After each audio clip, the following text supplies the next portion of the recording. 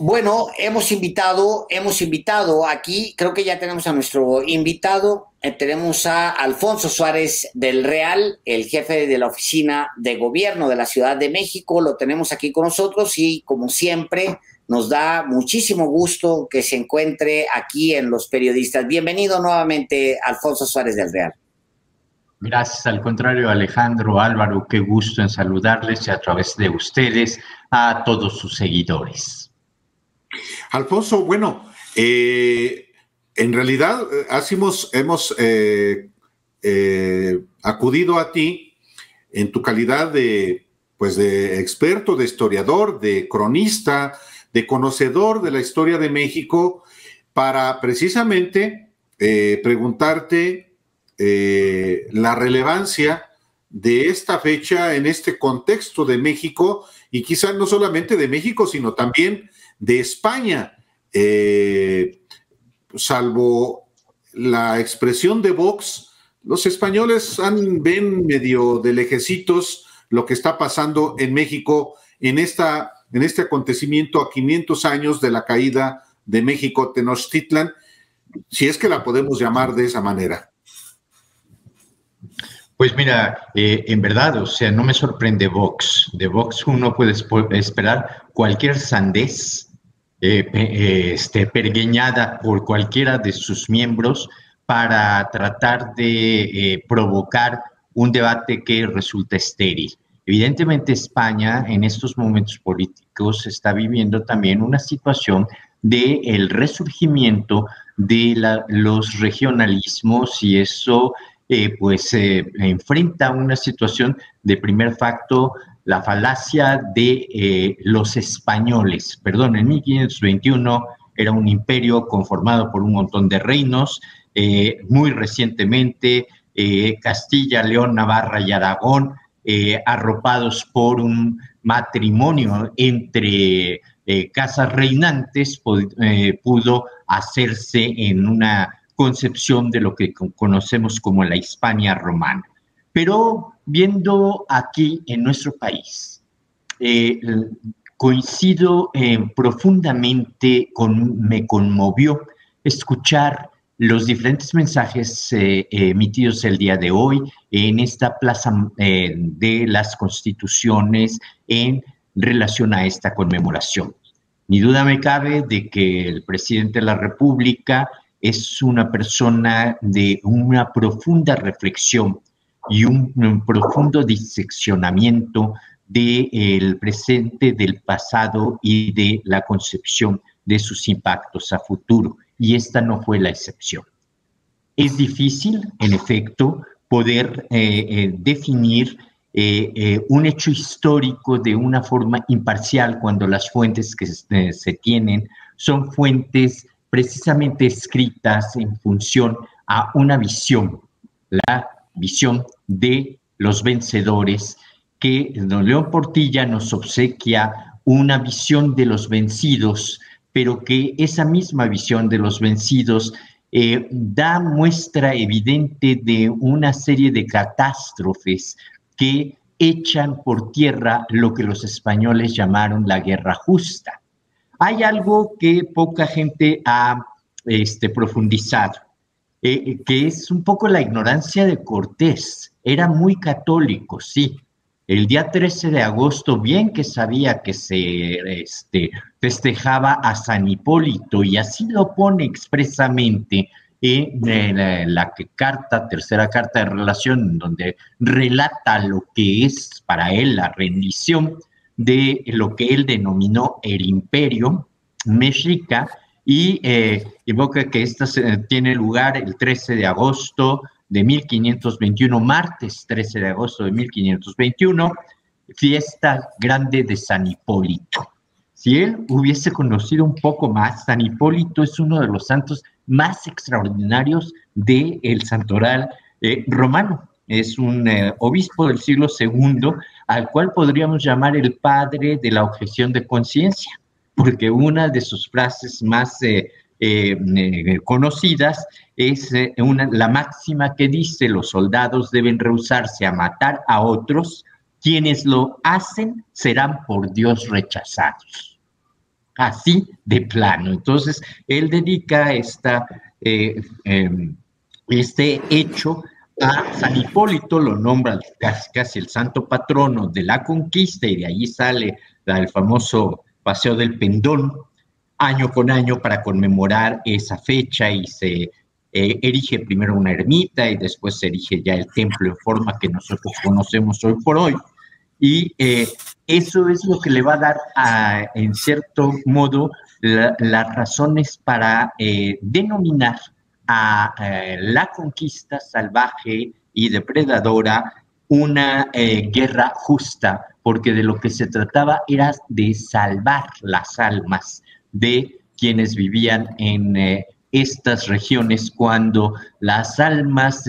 habían sido pues prácticamente desaparecidas en primer término por una guerra bacteriológica derivada de la peste, de enfermedades desconocidas para la población natural, el tipo de armamento que era distinto, y algo también que era muy distinto, las formas de guerra, las formas de guerrear. Ahora bien, se dice que con esto se conquistó lo que se llama la Nueva España, pero si nosotros analizamos más profundamente, hay una serie de guerras de anexión, de guerras de conquista sobre otras naciones indígenas, a las cuales pareciera ser que se les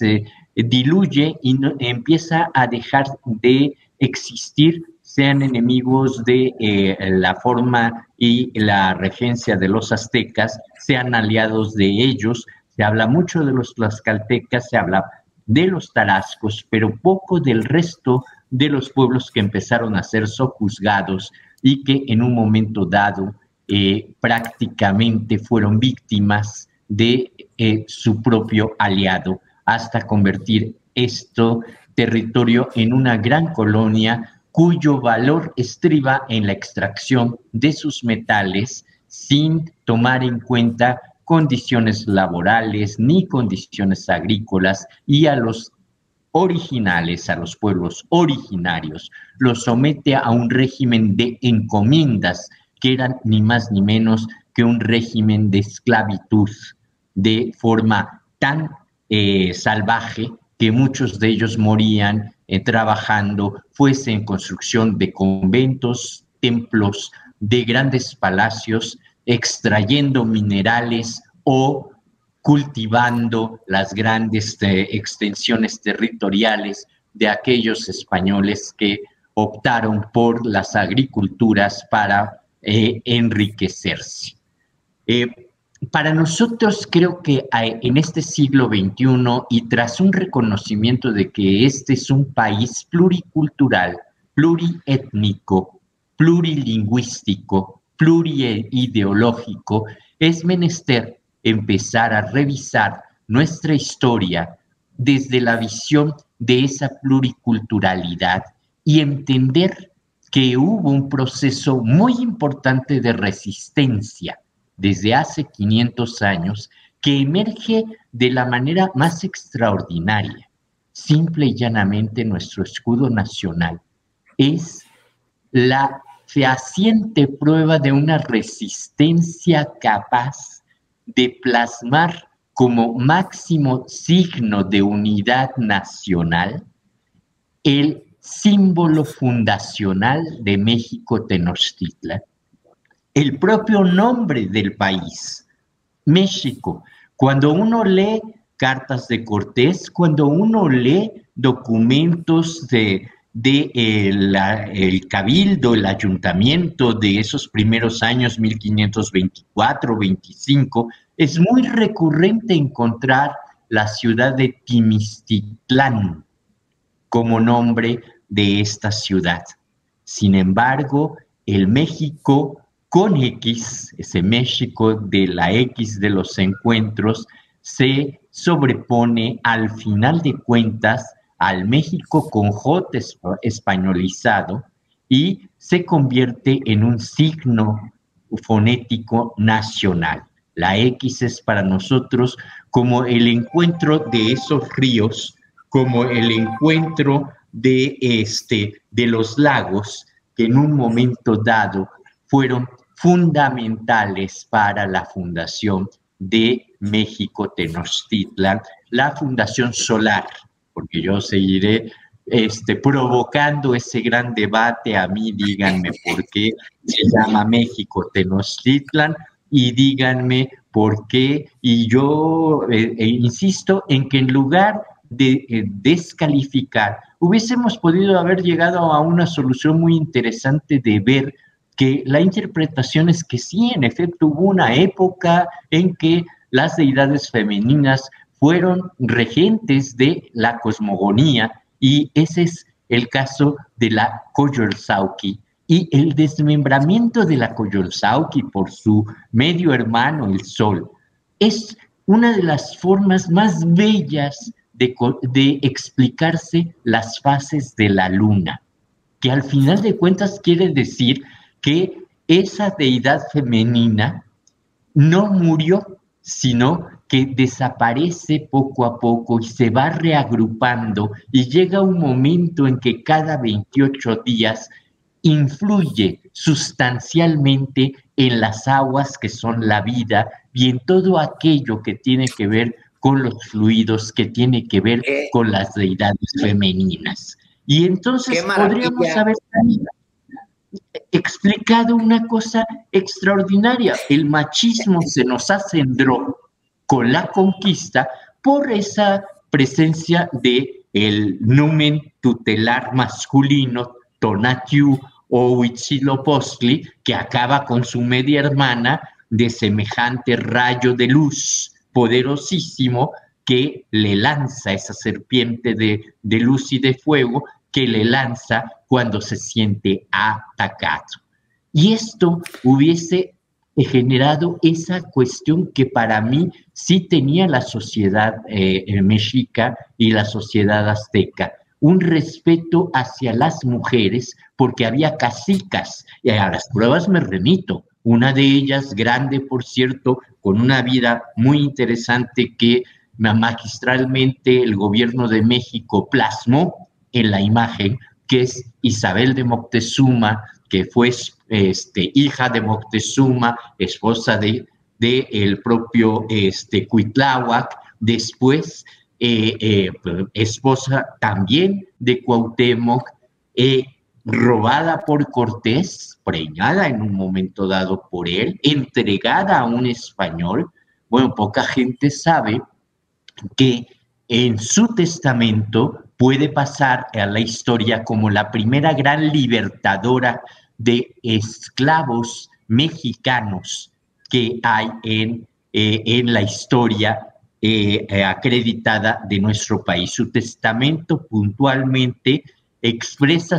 la voluntad de que todas aquellas personas que tanto les sirvieron y que formaron parte de lo que de ella provenía, así como lo de que su esposo había acumulado en encomienda, todas ellas a las cuales la regía la esclavitud, eran a partir de ese momento libres por voluntad de ella. Y eso te indica la importancia que podía tener una mujer con cierto poderío, con cierto linaje, y que era transmisora del linaje, precisamente. Impresionante. Alfonso Suárez del Real, hoy que hablaba el presidente, detrás de él, en el escenario se leía 500 años de resistencia indígena. Ese es el lema que acompañaba, el mensaje que acompañaba al presidente. Me llama mucho la atención porque en el texto de Enrique Krause, en El País, decía por su lado la conquista de México, una conmemoración pendiente, que es pues la otra versión, la versión más pegada a España. Y él habla en su texto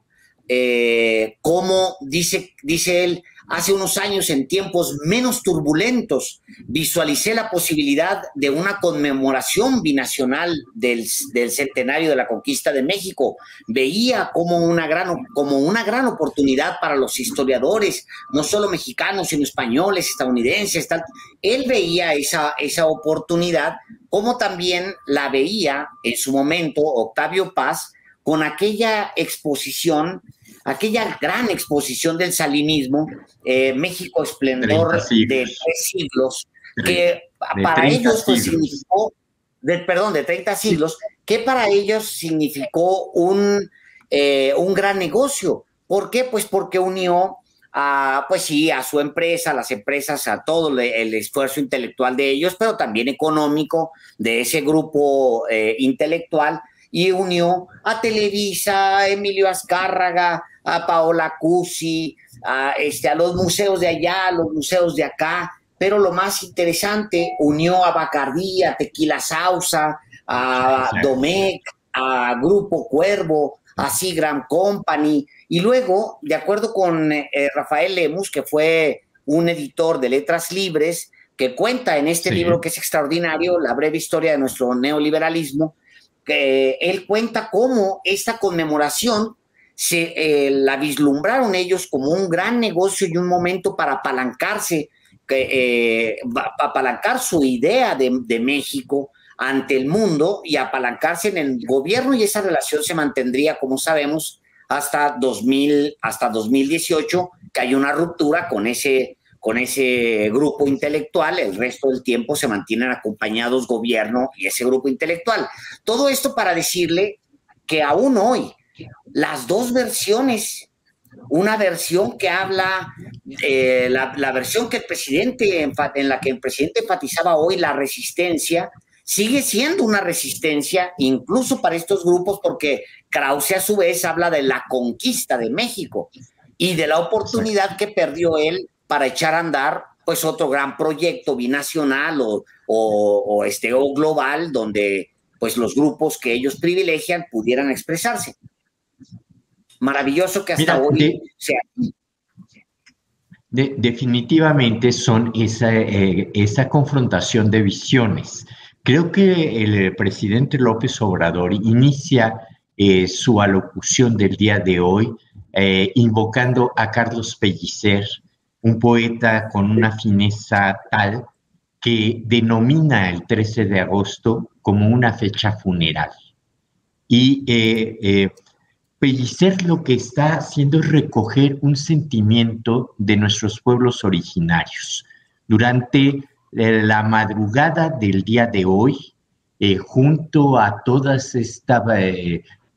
estructuras, tanto la gran maqueta como lo que se tuvo que implementar para la ceremonia de conmemoración, porque nosotros no celebramos, sino conmemoramos este momento y pedimos perdón también por todo aquel ya olvido o omisión que hemos generado, tal vez sin pretenderlo, por no haber profundizado en entender esa resistencia como una forma natural de mantener vigentes principios que son intrínsecos a una cultura y a una civilización. Se llevó a cabo una velación de los grupos de calpullis de la Ciudad de México, calpulis, como les llaman ellos, y de algunas organizaciones que se han adentrado en lo que llaman la mexicaneidad. Y lo que hacían era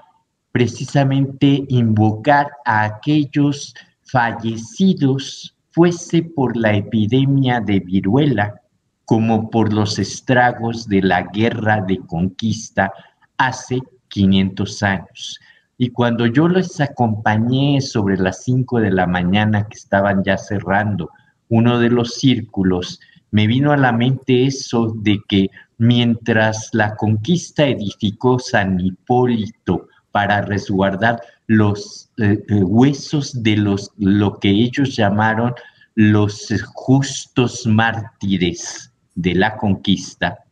nuestros pueblos originarios han seguido manteniendo del 12 al 13 de agosto de cada año una velación por aquellos que fallecieron a causa de la enfermedad o a causa de la violencia bélica que se generó en contra de ellos. Creo que además una ciudad como la nuestra, que es tan pluricultural y pluriétnica, el día de hoy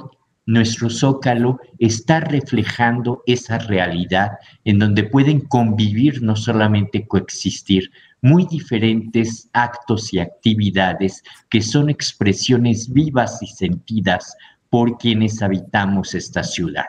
Tuvimos en un momento dado, dentro de estos procesos propios de nuestros pueblos originarios, de aquellos descendientes de los mexicas tenocas y de los mexicas tlatelolcas, en un momento dado 1000 danzantes bailando la danza de la unidad en honor precisamente de aquellos fallecidos hace 500 años. Y el día de ayer, ustedes ya lo han pasado en algún momento dado, fue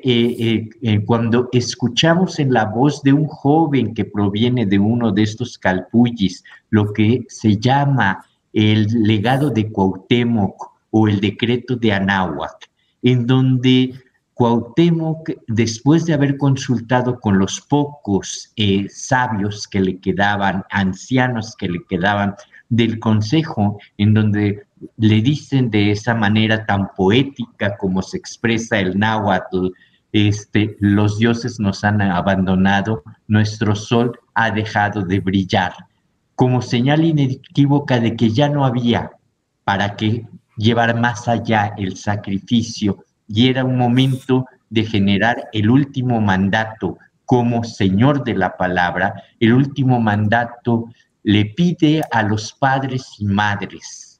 que inculquen en sus hijos la grandeza del Anáhuac, es decir, de todas aquellas culturas, de todas aquellas ciudades, particularmente la de México Tenochtitlan, que se encontraban en ese cinturón de agua, esa región lacustre a la que ellos denominaban Anáhuac. Y les dice también que cuiden mucho aquello que les da rostro y corazón. Eso es cultura. Y es lo que hemos encontrado nosotros en los cronistas indígenas de siglos XVII, una avidez por aprender los caracteres latinos y escribir su cultura, y Sahagún supo, entendió esa necesidad, y muchos de los cronistas hispanos, fundamentalmente los religiosos que tuvieron ese contacto con ese grupo de depositarios de esa cultura, que nos permitieron conocer esa parte tan importante de lo que Cortés debe de haberse dado cuenta, y por eso es que busca, no como en el caso de los caribeños, a los cuales no les dieron ninguna oportunidad de transmitir su propia historia, ni nada, prácticamente los esclavizaron y los pusieron a sembrar caña y arroz y azúcar y demás. Aquí hay ese proceso tan interesante de entender primeramente por Cortés, en esa inteligencia política muy hábil, de decretar la creación de la República de Indios Náhuatls de Tlatelolco, y pedirle a los franciscanos que allí se funde una iglesia en honor de Santiago, pero un colegio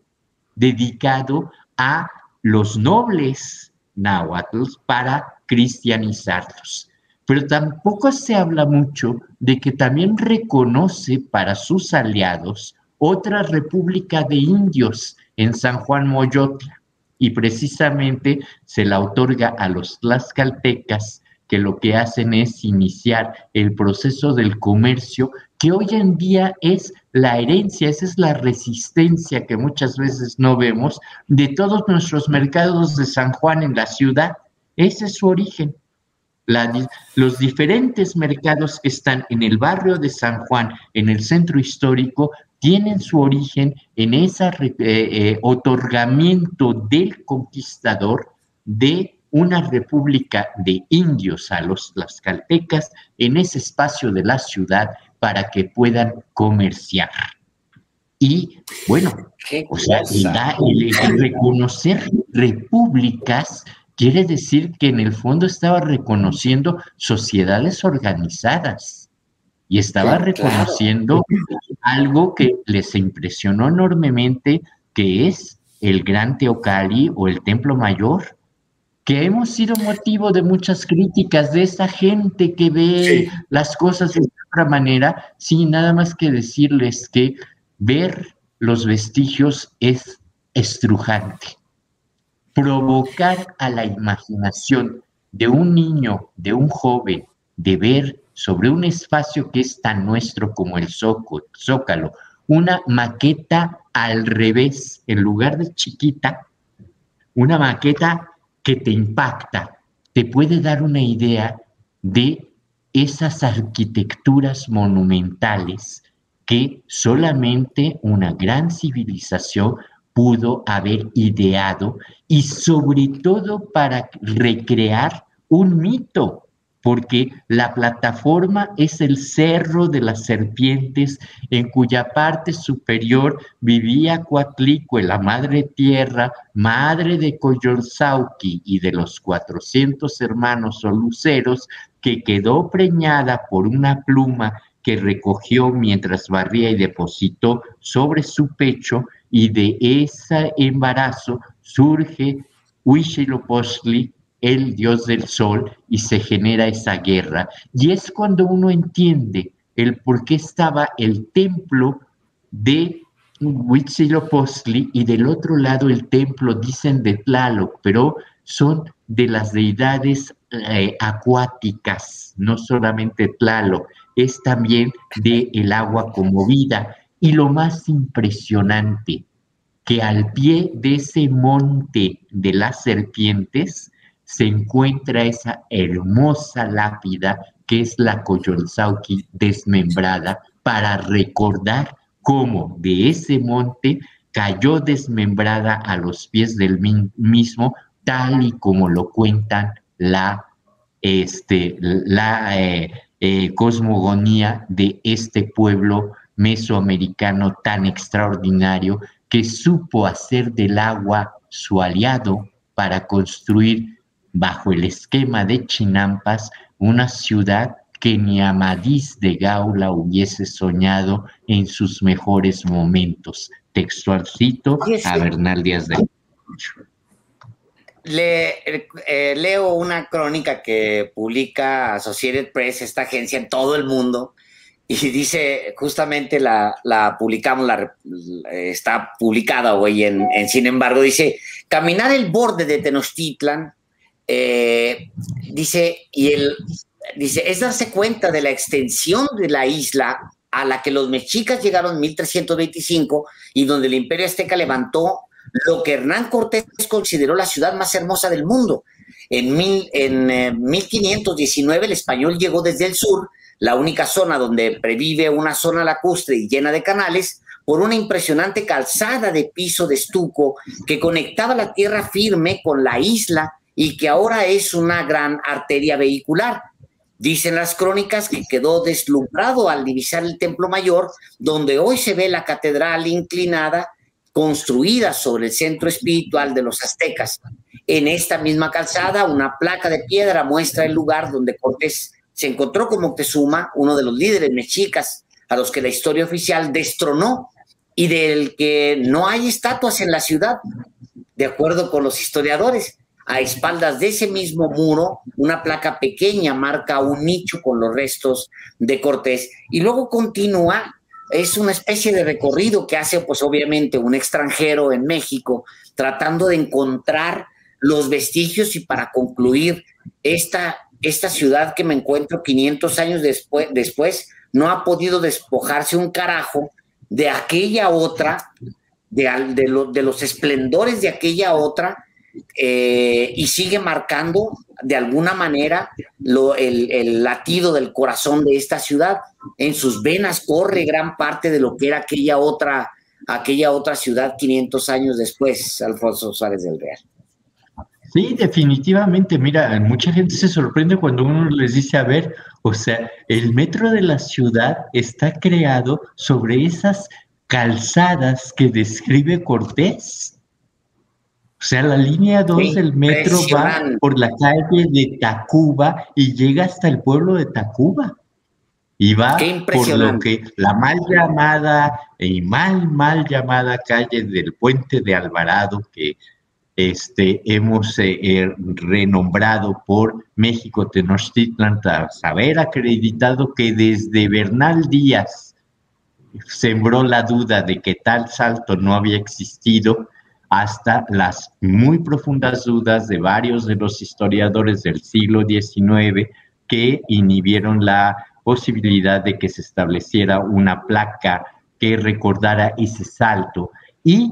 lo más relevante es el juicio de residencia en contra de Alvarado, en donde, sin decirlo abiertamente, pero reconociendo que sus testigos en contra hablaban con cierta razón, cuando el último testigo le dice es que tú escapaste en las ancas de la burra de uno de los soldados, él dice, bueno, no sé si di el salto o no di el salto, era tal la necesidad de plugir a Dios que me salvara que no supe cómo lo hice. Entonces, el salto de Alvarado nunca fue verdad, por lo tanto no puede llamarse el Puente de Alvarado, y por lo tanto se ha determinado reconocer que era la calzada que unía a México Tenochtitlan con el pueblo de Tacuba. Entonces, es eso, o si vas por Ermita Ixtapalapa, o si vas por Calzada de Tlalpan, y son las calzadas que originalmente unieron esta zona lacustre que fue creciendo a través de la chinampería para convertirse en esa ciudad que tanto impresionó. Sobre el Templo Mayor en particular, yo estoy seguro que muchos de los españoles llegaron sofocados, porque estamos hablando de una mole de casi 44, 45 metros de altura, y pues a 2.400 metros, pues debe de haber sido algo fatigoso para quienes llegaban de Extremadura y llegaban de tierras mucho más bajas, aún de las mismas Antillas, a donde se aclimataron, en donde el problema era la calor, como decían ellos, ¿no? Pero aquí deben de haber llegado un poco sofocados y deben de haber volteado y ver esa maravilla de paisaje que se les presentaba abajo, como casi una tentación de Cristo, ¿no? Como es, uno se imagina el momento en que el demonio les dice a Cristo, aquí está la ciudad, te la doy, lánzate en este momento y que tus ángeles, etcétera, en las famosas tentaciones. Pero empiezan a narrar con tanta pasión lo que están viendo, que se dan cuenta de que deben de regresar a una realidad y voltean, y es cuando ven a los sacerdotes y aquello que ocurría en uno de los templos en donde era necesario alimentar al sol para que surgiera al día siguiente fortalecido, sobre todo en la batalla nocturna que enfrentaba en contra de quién, de Coyolxauhqui, de una forma u otra, en contra de esa deidad femenina. Y entonces se les va la parte profundamente del catolicismo hispano defensor a ultranza de la Iglesia Católica de Roma, y pues empiezan a crear esto que también el presidente de la República dijo, que ya no es momento de estar hablando de si eran caníbales o no, si sacrificios o no. O sea, creemos que hay ya otras materias mucho más profundas que ir descubriendo y reconociendo para sentir el orgullo de formar parte de un país en donde las pluralidades son la parte fundamental de su riqueza, y en donde la conjunción de voluntades en esos procesos de pluralidad son las vitalizadoras de la democracia. Eso creo que es una nueva visión en donde es momento de rescatar a esa resistencia que, les digo, salta por todos lados. O sea, quienes viajan en metro a partir de hoy, que recuerden, si van por la línea 2, seguramente por arriba pasaron allí los españoles derrotados y fue una vía de enorme tránsito entre un pueblo y otro pueblo, y que antes había por allí un lago y había acequias y había puentes. Y lo mismo diríamos de esta situación de los mercados de San Juan, o de que Tlatelolco fue una república de indios que tuvo hasta 6 gobernadores, si no mal recuerdo. En fin, una cantidad de cosas. Y lo más con lo que quisiera yo un poco cerrar es de que la forma más vital de la resistencia de nuestros pueblos originarios ha sido precisamente a través de las expresiones culturales, por cierto, musicales y dancísticas. Y a mí me da mucho orgullo cuando escucho yo decir que a pesar de la prohibición so pena de hoguera de usar los huehueteos, los tocotli, los caracoles y teponashlis, y haberles puesto la guitarra vihuela de concha de tortuga, etcétera, nuestros concheros, al final de cuentas, impusieron sus ritmos y sus composiciones a todo aquello que hacían, y por ello es por lo que la Iglesia Católica no deja entrar a los concheros al interior de la basílica hasta muy recientemente, porque era música que era reminiscencia de aquella que utilizaban antes de ser evangelizados. No conocemos todavía ninguna composición, por eso la extraordinaria confrontación lúdica que hizo Maines en aquel el Moctezuma con la música de Vivaldi, que en efecto es una partitura que existe, pero que también le incluyó instrumentos autóctonos, y lo maravilloso de haber creado un libreto muy apegado a la historia de lo que ocurrió con Moctezuma, y haberla cantado en náhuatl, y los personajes españoles en un castellano antiguo, hizo una delicia en este Zócalo capitalino cuando se conmemoraron 500 años de ese encuentro, un 8 de noviembre de 1519. Alfonso Suárez del Real, como siempre, un enorme gusto tenerlo aquí. Siempre que pensamos en quién puede contarlo mejor, ni batallamos, porque está Alfonso Suárez del Real. Siempre muy agradecidos de que esté usted en este espacio. Extraordinaria siempre la crónica. Veíamos hace unos momentos justamente esta hermosa piedra que no tiene tanto tiempo, que además no tiene tanto tiempo de que se encontró apenas el 21 de febrero de 1978. O sea, acabamos de encontrar, y todo el significado que guarda, que nos ha explicado este día aquí en Los Periodistas. Muchas gracias, Alfonso Suárez del Real. Nuevamente, gracias por haber estado aquí. Un placer. Gracias, hasta luego, Álvaro, hasta luego, Alejandro, como siempre.